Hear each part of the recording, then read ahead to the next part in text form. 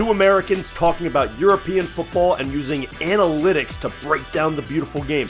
What could go wrong? Well, I'll tell you what, we're going to find out on a new podcast brought to you by the Pitchside Pub. This is the first episode of the Stats and Stripes podcast, and I could not be more excited to have this recurring feature here on the channel. So if you don't already subscribe to the channel, go ahead and hit that subscribe button for me down below. Get down in the comments section throughout this video. We would love your input and your thoughts. You can also follow me on Blue Sky at Pitchside Pub and check out the website pitchsidepub.com.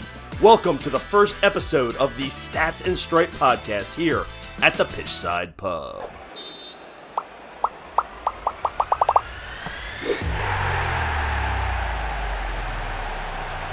All right, so I'm really excited to welcome Spencer Mossman to the channel. You can follow him on Twitter at FC_Mossman.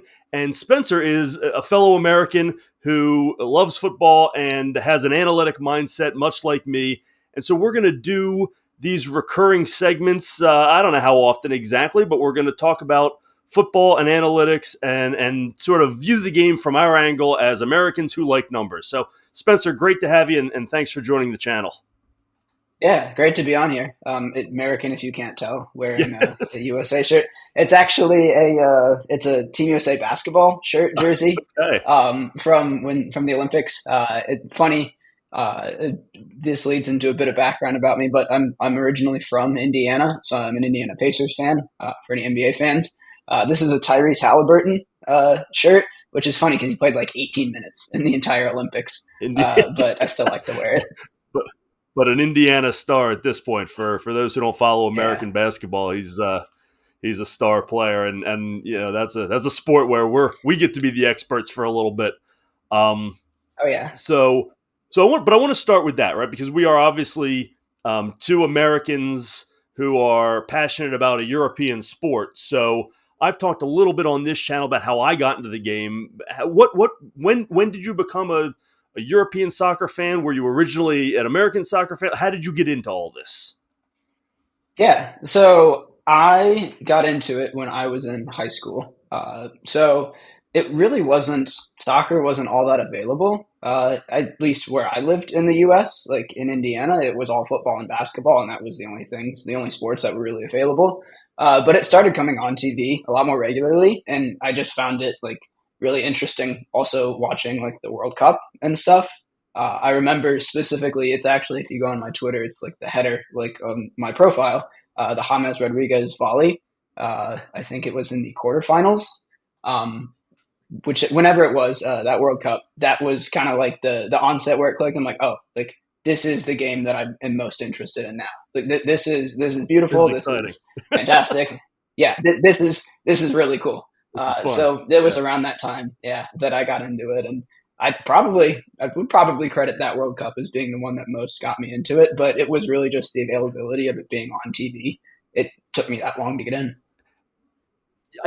I think the availability is a huge part of it, right? Because it's particularly the Premier League over the past decade has become so much more available here in the States. Once NBC got the rights, there are games on every Saturday and Sunday morning. And so obviously it's very hard to follow something where you can't get the games, and it's even harder to get into it, right? If you were already a fan, if you're from England and you moved here and you grew up a fan of a certain club, you could probably figure out a way to backdoor your way to see the League One games or whatnot. But what's making you get into it, right, is the availability. I mean, that's sort of how it went down for me. I was later in life, but I was in my it was probably my early 30s. It was probably a decade or so ago now. And what changed for me was I left a job where I had worked on weekends, and I had weekends off a lot more often. And my wife still worked weekends, and so I had Saturday mornings to myself, and I was just flipping through the channels. I've always been a big sports fan, and I said, well, there's nothing else on. Let's watch this, right? And it turns out, oh, this is pretty cool. This is fun. And, then I happened to live, within walking distance of a British pub. And I said, I can go drink a beer at 9 a.m. and watch this with other people. This is even more fun.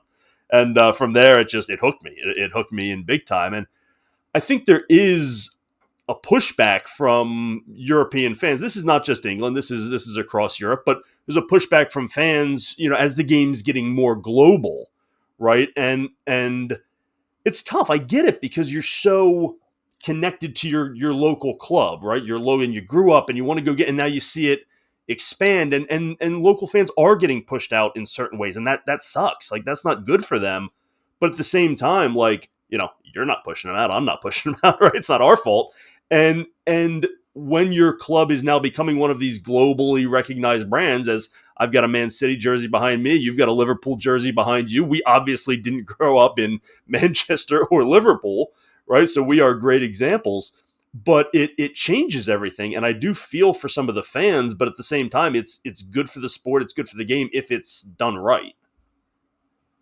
Yeah, no, I agree. And like, it's your fault for having the best product that everyone wants to have a part of it. Like, Yeah, if it wasn't fun, like people would, you could just have it to yourself. But like, you right. created something that's really fun, and like, it's obviously, I know it really sucks, like ticket prices going up and all of that. I guess like we get that here in the States, like it's really Sure, expensive to go to games. sure. But yeah, I totally get why people would be upset with it, and I think even just like America kind of represents just like a globalization of a lot of things. Like, Right. oh, America's getting into it. Like now it's reached the mainstream, and like Now it's there's true, obviously going to right? be, yeah, Yeah. pushback to that. Like, oh, great. Like now America's got a Oh, hold of it. Now it's, yeah. yeah. So Here I come the understand it Americans from to that. ruin our fun. Right. Yeah.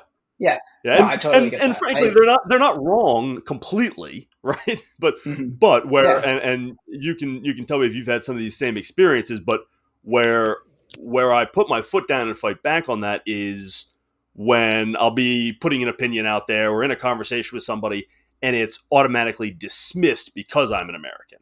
And it's like, well, hang Yeah. on. I get the stereotypes, and I get where, why it's ruining what you've always loved and all that. But and I'm not even saying all that's wrong, but it doesn't mean I don't know what I'm talking about just because you hear my accent or lack of accent, and it doesn't mean I'm not a fan, right? It doesn't mean I'm not Right. passionate about it just because I didn't grow up going to the game when I was 3 years old, right? So Yeah. there's different levels and different forms of passion.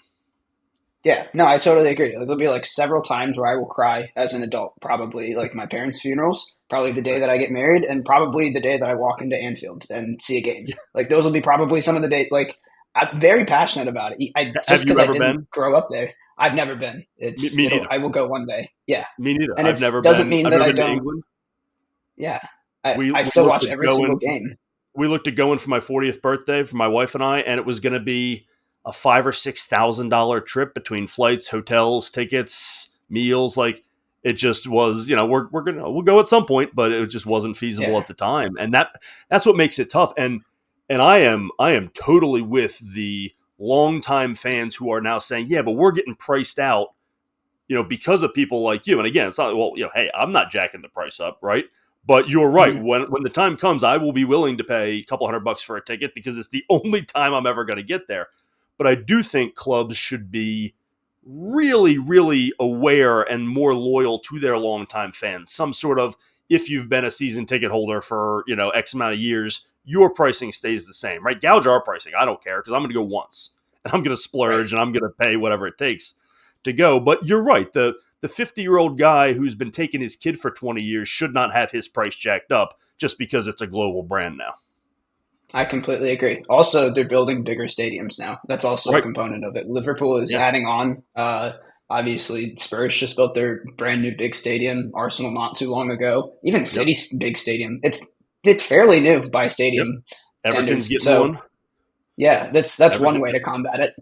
Yeah, I would say Yeah. before we get too far away from it, but the dismissing of my opinion on something just because I'm an American is, I mean, I like to think people are just trying to get a rise out of me. Like, oh, let's see. I don't think people, at least I hope, it's not like a sincere, like actual dismissal of what I've had to say just because I'm American. I think it's like oh, let's look at him going. Yeah, just like I'm don't care. sure You're a there's Yankee. some of that. I'm sure Yeah, there's some of that. I've also had people who I think are genuinely who genuinely feel like the minute they hear, like they'll click on one of my videos and they hear my voice and go, "Oh, no, I'm not even never listening to mind. this guy."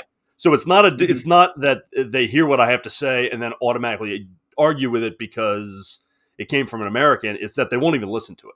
Right? Yeah, Oh, this is an that's American a guy fair trying to point. talk about our sport. No, I got no time for this.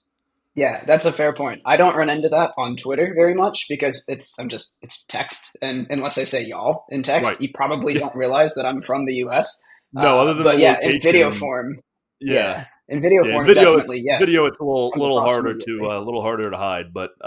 Yeah, But that's the thing is I'm not trying to step on anybody's toes. I just want to be a part of the party, right? It's an awesome sport. yeah. It's an awesome game, and the more I get into it, the more I love it, and the more I want to talk about it. And that's actually the whole premise for my channel was I got hooked on the game, and I had nobody to share it with, right? None of my friends are soccer fans. Nobody in my family is like I didn't have anybody to share it with.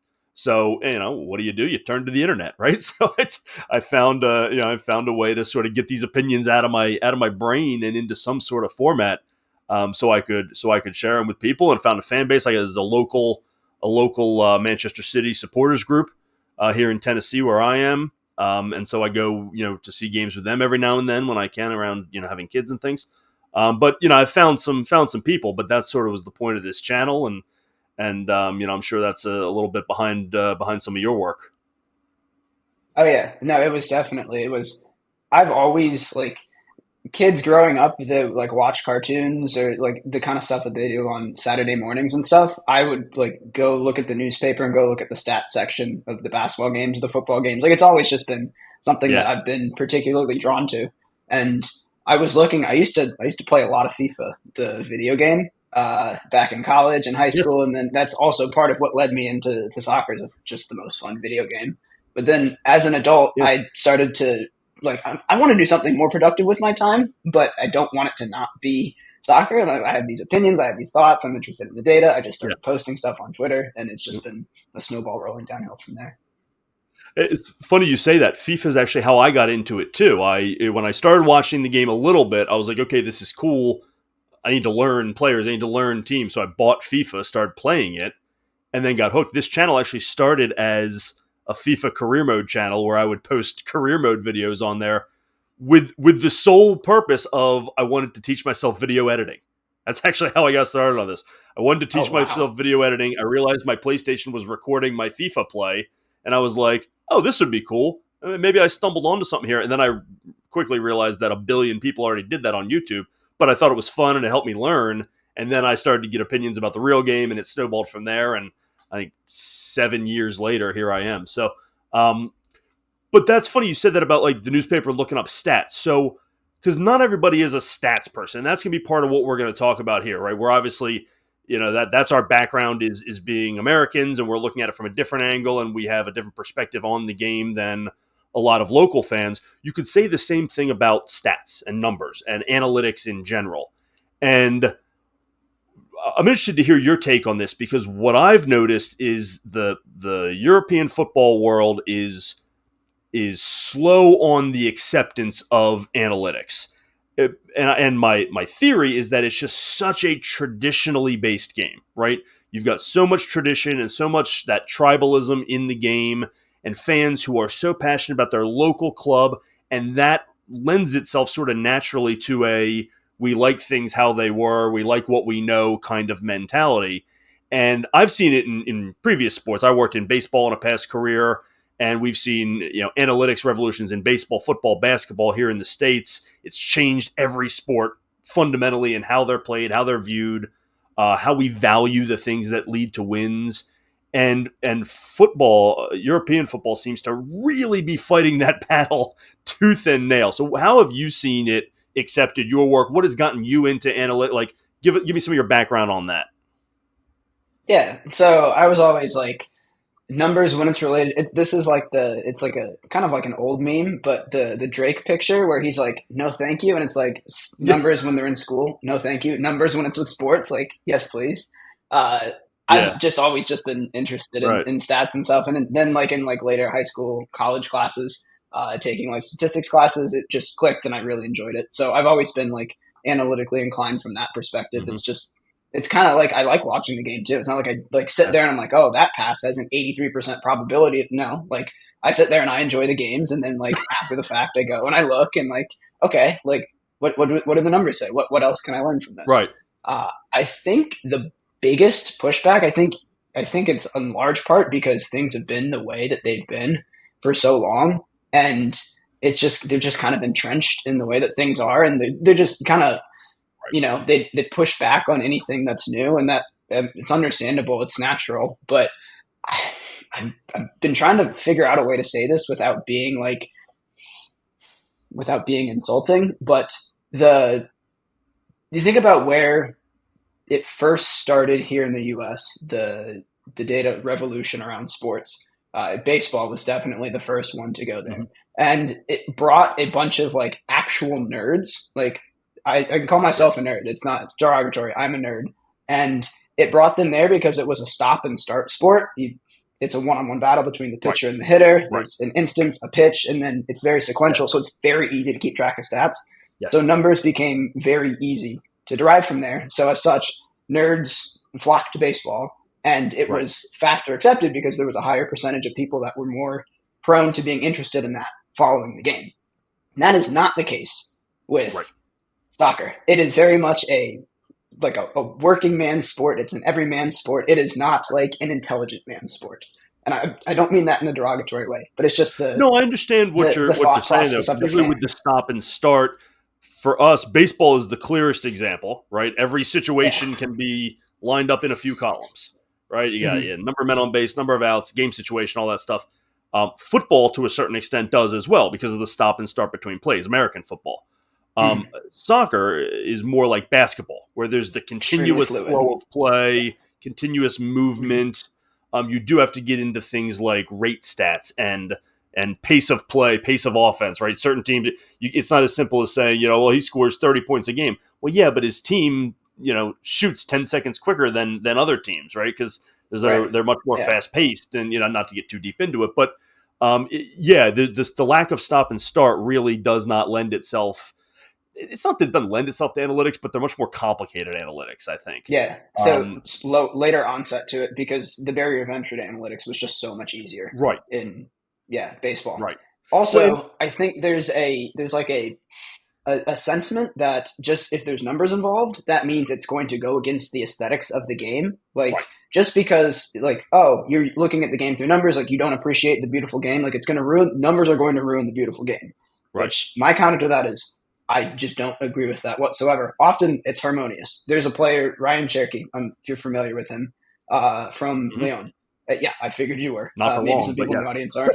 Yeah, he's a Leon player He for won't be with Leon hopefully for by the long. time He's this going comes out. somewhere at some point. Yeah, he's probably in Europe right now, for my money, the most aesthetic footballer in the world. Just watching him play is just a joy. He's also has some of the best numbers of any player. Like these things can live harmoniously. Just because you look at things through the lens of data doesn't mean that it will destroy or alter or even like change the way that you would view the game, like from an aesthetic perspective. Right. So I think people have those things like they're mutually exclusive in their heads when in reality they very much overlap. Well, and I think a lot of times what you're saying does end up happening, but only because people use the analytics improperly, right? And I'll use the NBA as an example, right? Steph Curry changed the NBA with the amount of 3-pointers that he shot, right? But you cannot possibly watch Steph Curry and think it's anything other than just poetry in motion, right? The guy is Right. beautiful to watch, right? The problem is Mm-hmm. what his change unlocked has in my opinion made the product worse. And I love the NBA, I love basketball, but now when guys are coming down on a fast break and chucking up 28 footers, that's not good. But that's Yeah. also not what Steph Curry Yeah. was good at. Or Was doing. if he was, he's the only guy that should be doing it, right? It's it's Right. it's like Cristiano Ronaldo shooting from 40 yards out. Well, just because he could do it doesn't mean everybody should be doing it, right?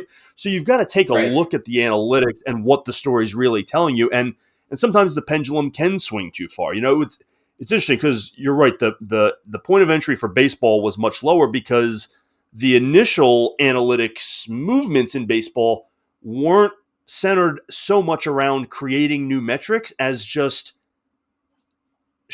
stressing the importance of different ones that we already have, Yeah. right? The early Right. ones, not to get too deep into baseball here, but the early movement from Bill James, who was the pioneer of baseball analytics, really was that batting average is overrated, and it's more about not making out. So guys who get a lot of walks, are very On base valuable as well. percentage. And it doesn't matter if Yeah. you hit 250 if you walk 100 times, because your on base is still 400. Whereas if you hit 320 and walk, whatever. So it didn't even require new stats. It was just looking at the stats that were there differently, right? Steph Yeah. Curry A reframing. didn't do anything that hadn't been done before. He shoots 3-pointers. He just did more of it and did it better than anybody. And people quickly realized how much more valuable the 3-pointer was, which, by the way, is simple math that everyone should have figured out 30 years prior, to be honest. Yeah. And Yeah. and I think 3 times true 0.4 basketball, is, yeah. yeah, I think Yeah. true basketball statisticians have been screaming this from the rooftops for years, saying it's about time you guys got here. Welcome to the party. We've been saying this for 30 years. But there will always be traditionalists and the guys that love the mid-range jumper and love that sort of stuff. And I think European football, to bring it back around, is the same way. And they love the way the game was always played. But you can't tell me it was better 50 years ago, right? Everything's getting better because the players are getting bigger, faster, stronger, and smarter. And so it doesn't have to be a bad thing as long as the analytics are used properly. And you touched on one other thing, which I love, and I think this is going to be, as we have more of these conversations, I think this is going to be a common theme, which is just liking numbers and understanding the numbers and using the analytics doesn't mean you don't watch the game, right? The guy in his mother's basement who doesn't watch the game is such an old, worn out stereotype that never was really relevant or accurate in any way. Right? I love watching the game just as much as you do, and I don't do it with a calculator in front of me. I use the numbers Right. after the fact to verify what I think I saw. Right? And there's Yeah. nothing worse than a pundit who says something and you just go, that statement is so easily disproven by just basic numbers, right? And Right. you think but our eyes can deceive us, right? So the stats just help tell the story. Yeah, you love the game, but I love the game so much that I'm willing to like look at numbers and understand it at a deeper level. Is the way that I think about it. It's not an alternative way to look at the game. It's just an additional way. It's not like different from watching the game. It's to be done in like cohorts with watching the game. So In no, to me, conjunction it's with, right. Yeah, conjunction. That's the word I was looking for. Conjunction. This is a cahoots, but in conjunction. That was the one that I was looking for. There's another thing that you said that I want to go back to, in the way that analytics has shaped the game.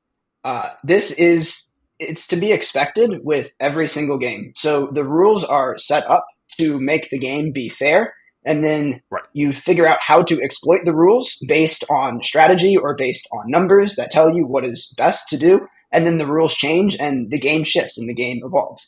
That is that way with every single sport, every single game, every single everything on the planet. Even video games, like in FIFA, you have to patch mechanics every single year because this type of cross is too powerful. You just score every time you do it. So it's like that with every single thing. It's basketball with the 3 and the layup, baseball with the shift, football with like the 2 high safeties. They're in the middle of having to try and figure out how to beat that. In football, Right. Soccer football, I said football. I should NFL and the football that we're talking about here. I know. Football, I don't know if it's I just go back happened. and forth to keep everybody happy. Yeah. No, I know. You said no, football at the jump. I'm like, all right, cool. We're going with football. It's not soccer. I go back and forth because half my audience is American, half my audience is British, and it's the stupidest battle in the world. So I just stammer over myself and say both to keep everybody happy. Mm-hmm. Yeah. No, I'd stand with both feet, and I'll stand on both sides. It doesn't matter to me. I'll call it whichever. But that sort of a change has not happened from numbers yet. I don't think in soccer so much. It might have. I think we're maybe like on the onset of it happening. I think some ideas on how it might be happening, but it hasn't really happened at that effect yet. But the game has changed. You think about the way that it used to be played, 4-4-2, hoof the ball upfield and hit it into the tall striker. Like the people that were upset, that liked that, were upset with like dribblers and like Ronaldinho doing a bunch of like rainbow flicks and stuff. But like that is, if that's what you think is the way that the game should be played, well then you were at one point the one that was the progressive mind that had other people upset with the way that you wanted it to be played. It's all it's evolutionary, and it's always going to change. everything is cyclical. Yeah, The NFL is the same way, right? Everybody passes the ball so much that a team that starts to run stands out. Then everybody runs the ball, and then a team that starts to pass yeah, stands out. It's all cyclical. It's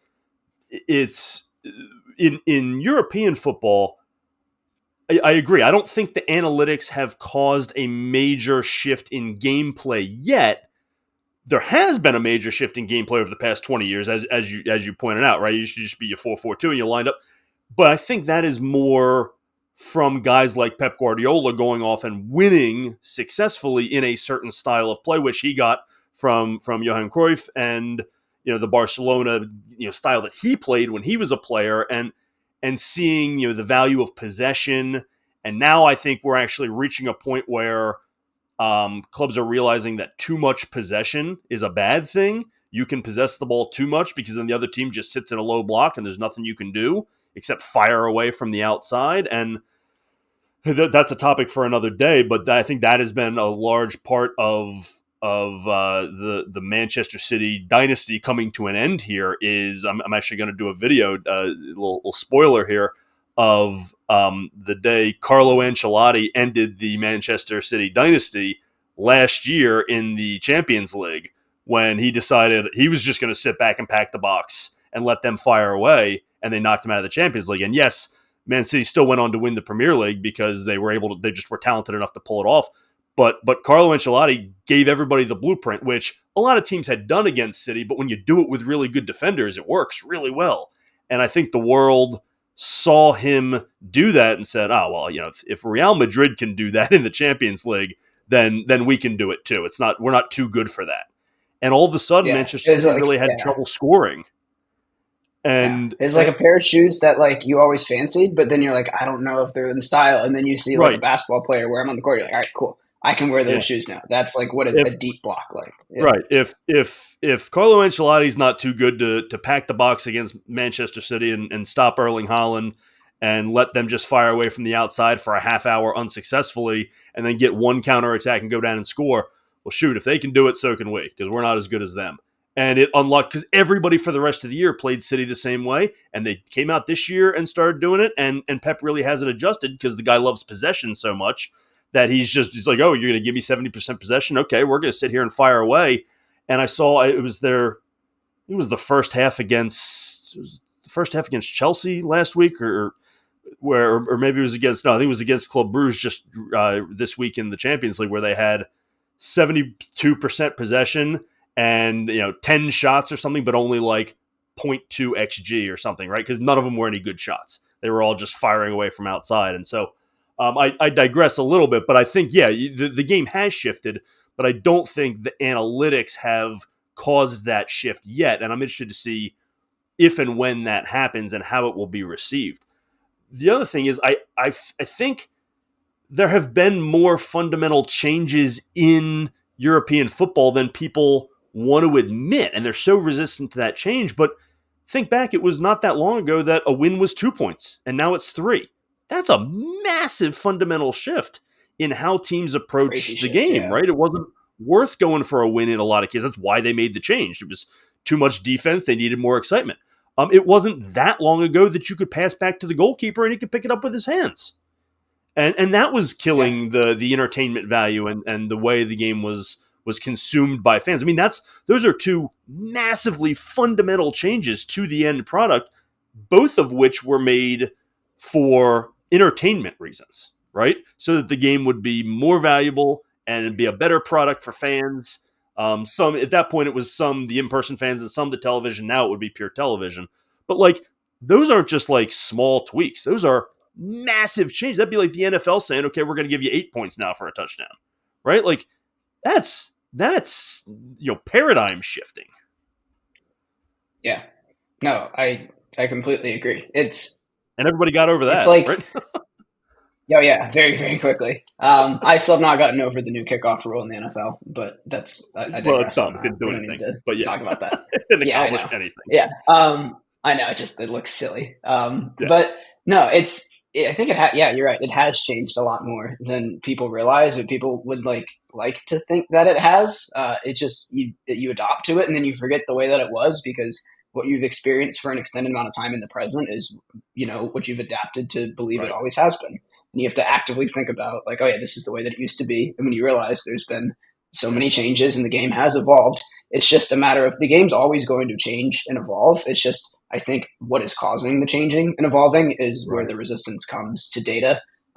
Because like people didn't resist when Pep Guardiola was dominating, and it was just like, oh, this is just smart.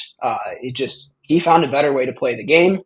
through a tactical approach, and people didn't have a problem with it. But when people find a better way to play the game through a data perspective, then all of a sudden it's an issue. They're the same thing, but one of them, it's just like to me, either you like the game changing and you like people finding ways to do it better, or you like it Yeah. the way that it is, but you can't like one and not the other.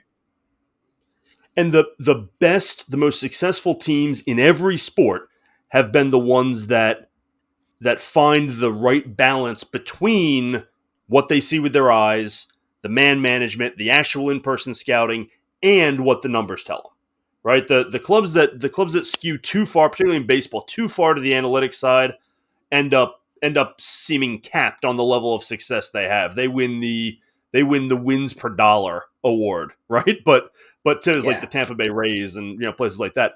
But like they don't have that balance. It's the ones that find that balance, and this is in football and basketball as well, that always consistently have the most success. And I think it's going to be that way in Europe as well. And certain clubs are embracing it more than others. Certain clubs are investing in it more than others. Certain clubs use it in their scouting and their player development and their player evaluation more than others. And those are going to be the ones that figure it out. yeah. As it continues to become more mainstream. You can't tell me that there's not an advantage to incorporating it into scouting. Like you Right. think about what Brighton and Brentford are doing, outperforming like their budgets and where they were Constantly. before they started taking this approach. Like Constantly. they're yeah, what Brighton's won 3 or 4 against Manchester United, I think is the or they something like that to the effect of like 10 years ago you'd have like laughed a person like out of the room if they said that. Right. But now because they have this advantage with data, they're able to do these things. They're constantly recruiting the best players, selling them on. It's building out the club. So no, it's like there's very obviously an advantage to doing it, and it's like you're either going to be one of the ones that takes advantage of it while there is an advantage to be had, or you'll be one of the ones that's a late adopter and you don't do it because it's an advantage to be had. You do it because you're disadvantaged because everybody else is doing it and you're falling behind. It's kind of like the movie is one of my favorite Right. movies ever, The Incredibles. There's a scene where Syndrome goes, and once he's trying to give everybody superpowers, he goes, once everybody's super, nobody's super. Data right now is that superpower. Once Right. everybody is using it and has maxed it out, things will normalize back to the way they were, where it's all of a sudden money is the biggest thing. Whoever has the biggest budget will be the ones that are the best because everybody has the same analytics. But for now, it's a great equalizer, Right. and I don't know why more teams aren't using it. And it is a great equalizer, and that's where but as we've seen, money doesn't always equate to success right now, and that's because a lot of clubs with a lot of money use it poorly. You talked about Manchester United. They're the best example. They have the second highest wage bill in the Premier League, and yet they're sitting in, what are they, 12th? They back up to 10th. They're a mess, right? So, but they're spending like crazy, but they're spending on all the wrong people. So even with money, you've got to evaluate properly, right? And I don't know if they've got a Yeah, strong analytics department or not, but they're certainly not analyzing players properly. And so when they spend money, they're not spending it well. And so it's not doing them any good, right now, which gets into the last thing I want to talk about, which is your evaluation metric that you have come up with, the AIM metric, which is how I found you on Twitter in the first place and why I reached out to you, because I thought it was a great new metric that you came up with. And I know you're still working on some second versions of it, but talk to me about that a little bit, and give me the elevator pitch of what it is and what you're trying to accomplish with it, because I think it's just a great way to look at players. yeah, I appreciate it. So it's AIM stands for Action Impact Model. It's an acronym. The reason it came to be, I guess, is I forget the exact game, but I believe it was France versus the Netherlands in the Euros this past year, a quarterfinal game or round of 16 or something like that. And people were lauding the fact that William Saliba had completed 48 of 48 passes in the first half and ended up like 96 of 98. And I was like, I watched that game, and he just passed it side to side and like maybe once or twice, like forward into Right. midfield. There Back to the wasn't really keeper a all that much. bunch, Like, and yeah, yeah, I could have completed 93 of the passes that he did. Like, that wasn't right, very impressive. And then Dio Upamecano was what 90 for 102 or something like that, like a far less impressive percentage, but like all of his passes are he's finding fullbacks out wide, he's finding runners, he's making the progressive passes, the ones that I think are much more important. So it kind of came from that. It was like, well, this stat that he completed 99% of his passes to Saliba, to me, that's not very impressive. There should be a way to be able to quantify the value of these passes. So I can say, right. look, Dio Upamecano, like his passes were more valuable. And so that's kind of where it started. I was trying to build out a model to say, all right, this is where passes, like how they become valuable. And so it started by being, this is where the pass started from. This is where it ended. This was the incremental value gain in terms of like Right. the expected goal value that you would have gained going from here to here. And then what's the inverse of losing it? What is the incremental gain? Not that you just miss out on, but also that you've turned the ball over. Now the other team has Right. it. What have you given them? So balancing out those two numbers and then adding them up and saying, this is the value gain from this passing. This is the value gain from this, like this player. And, how do they stack up? From there, it became, oh, I can do this with ball carrying too. It's the same Right. thing, point A to All point the B. other actions And on the then I was pitch. like, Yeah. well, yeah. And then I'm like, well, I can do this for everything. Like, even if there's not like a gain, there's still like a duel that's won. You've gained value or you've lost value by like Right. losing out on the duel. And so, yeah, just figuring that out, putting them all together, and then, yeah, summing up the values. And then, yeah, you can see who are the most valuable players based on the actions that they've committed. Yeah, and I think that's what really jumped out at me because when I first got into the sport, right? I mean, what are the traditional stats? Goals and assists, right? And it's like, Mm-hmm. yeah, but you can take two 1-0 games and they are totally different, right? And Yeah. so there's just so much more to it than that. And there have been a number of developments in statistics lately, and I think we're going to talk about a lot of those in future episodes and some of your favorites and some of the misconceptions of certain stats and how some are misused. I feel like we're going to have an entire episode on XG at some point, and why it's great, but also why it gets misused and why it's not, and the common misconceptions and all those things. But yes, every value, every action on the pitch has a value of some kind, no matter how incremental it may be, and quantifying that allows us to measure the success of players who don't necessarily score a lot of goals, because that was one of the things I had to sort of learn about the sport was, okay, it's easy to grade goal scorers, right? If your job is to do nothing but score goals, Erling Haaland, then yeah, okay, then how many times did you put the ball in the net? Although even that is not necessarily that simple, because sometimes you do everything right and the goalie makes a great save or something, whatever, you're not getting as much service as usual or what have you. But it's simpler than grading a defender, right? How are we grading defenders? It can't be on pass completion percentage. That's ridiculous, right? Yeah. So there has to be more to it, and right, things like tackles, things like aerial duels, different types of passes. To your point in the example, the passing back and forth is not the same as a good through ball that leads to a shot. And so, yeah, how do we quantify those things? So that's why when I read your paper on your aim statistic, and if you haven't, check out Spencer's Twitter. I think it's pinned at the top of your profile, so it's easy to find. But I read it and it made sense to me. Like, yes, everything has a value. How do we quantify this? I'm always trying to quantify things so that we can compare apples to oranges. And I think that's what you're achieving in your metric to a certain extent. Yeah, that is. And it's also weighted. So, I mean, naturally, the further up the pitch you are, the more like incremental value gain there would be, right? The difference between like a shot that comes from the 18-yard box versus one that's at the 6-yard box versus one that's 40 yards away, the difference is much greater between the one that's 18 and 6 than the one that's 18 and 40. So players Right. that play further up the pitch, they have a higher value. So even the statistic that I have, I've even normalized it based on where on the pitch the value, where on the pitch the actions come. So it's even Right. to that regard, it balances out the differences between defenders, midfielders, and attackers. I will say two things on it. One, there are obviously things that I can't quantify, like defender positioning is a big thing. Like Virgil van Right. Dijk does not make very many tackles, but he wins just about every single one that he does. But his presence and his positioning causes a lot of things to where you like he doesn't even need to get into a position to make the tackle because his positioning was so good, or it just kind of diverted the play the other way, which is valuable, but it's not something that I can capture. So this isn't Right. like the only thing that you should be evaluating players Right. on. It's just a data point to look at it.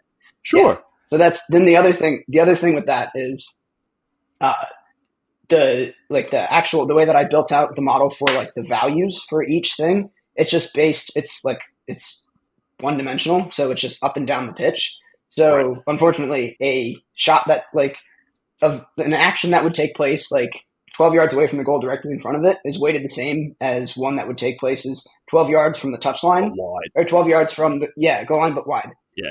I don't have the data to I don't have like the two-dimensional data on that. I will at some point. I'll be able I to was going better to say shape that. that's something Um, you'll be able to get at some point, and then a next iteration of yes. your stat will include that. But that's a valid point, Yes. and but that gets back to what you're saying. That and your first point about Van Dijk and his positioning is why even someone creating a stat, even someone elbows deep in the analytics, is actively saying, yes, but this is just one part of the experience. This is just one part of the equation. This is just one evaluation point, right? The goal is not to come up with here's a number of how good they. It's not your FIFA rating, right? You're at 86, Right. right?